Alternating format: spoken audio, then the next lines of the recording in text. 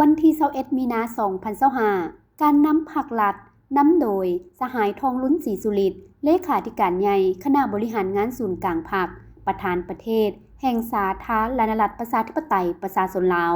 พร้อมด้วยคณะบริหารงานศูนย์กลางภาคคณะรัฐบาลได้เข้าวางพวงมาลาอยู่อนุสาวรีย์นักรบนิรนามเพื่อแสดงถึงความเคารพรักความกตัญญูรู้บุญคุณถึงคุณงามความดีน้ำใจต่อสู้อันพิราศอาถรรพ์และบ่ยอมจำนนของบรรพบุรุษก็คือบรรดานักรบปฏิบัติที่เสียสละชีวิตเลือดเนื้อเพื่อภารกิจปฏิวัติอย่างองอาจกล้าหาญภายใต้การนำพาสีน้ำของพรรคประชาชนปฏิบัติลาวจนสามารถญาติได้ชัยชนะและประกาศเอกราชสถาปนาเป็นสาธารณรัฐประชาธิปไตยประชาชนลาวขึ้นอย่างสง่าผ่าเผยในวันที่2ธันวาคมปี1975สำหรับการวางกระตาดอกไม้ต่อหน้ารูปหล่อของประธานไกรสอนพรหมวิหารเพื่อระลึกถึงคุณงามความดีของประธานไกรสอนพรหมวิหารผู้นำที่เคารพรักด้วยความกตัญญูรู้บุญคุณและขอสดุดีต่อชื่อเสียงเหียงนามคุณงามความดีและผลงานอันใหญ่หลวงของประธานไกรสอนพรหมวิหารที่อุทิศตลอดชีวิตเพื่อภารกิจต่อสู้ญาติเอาเอกราชแห่งชาติอิสรภาพมาให้ประชาชนนำพาปฏิบัติ2หน้าที่ยุทธศาสตร์คือปกปักรักษาและสร้างสรรค์พัฒนาประเทศชาติก็คือภารกิจเปลี่ยนแปลงใหม่รอบด้านมีหลักการของพรรคอย่างมีไส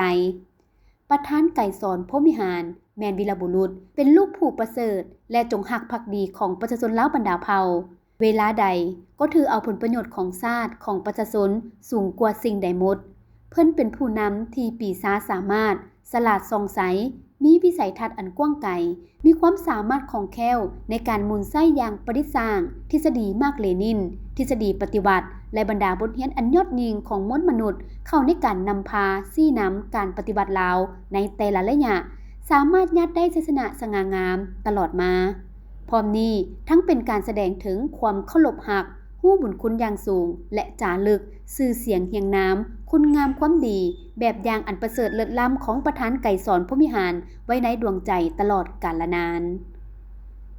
ต่อด้วยพิธีเปิดงานวางแสดงรูปภาพภายใต้หัวข้อ70ปีแห่งการกำเนิดและเติบใหญ่ขยายตัวของพรรคประชาชนปฏิบัติลาวอยู่หอพิพิธภัณฑ์ไกรสอนพรหมวิหารนครหลวงเวียงจันทน์โดยมีสหายทองลุ้นศรีสุริตเลขาธิการใหญ่คณะบริหารงานศูนย์กลางพรรคประธานประเทศสหายสอนไซศรีพันดรกรรมการกลุ่มการเมืองศูนย์กลางพรรคนายกรัฐมนตรีพร้อมด้วยบรรดาสหายกรรมการกลุ่มการเมืองศูนย์กลางพรรคเลขาธิการศูนย์กลางพรรคเข้าร่วม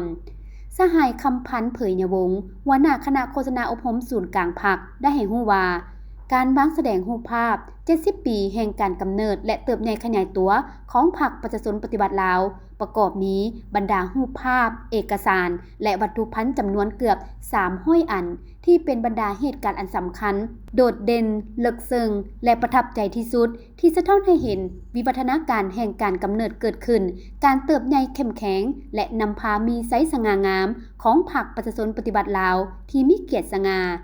ส่องแสงให้เห็นวีรกรรมอันล้ำเลิศของพรรคเฮาในการนำพาซี่น้ำปวงชนลาวทั้งชาติเฮ็ดสำเร็จการปฏิบัติต่อสู่กูชาติก็คือในภารกิจปกปักรักษาสร้างสรรค์พัฒนาประเทศชาติและภารกิจเปลี่ยนแปลงใหม่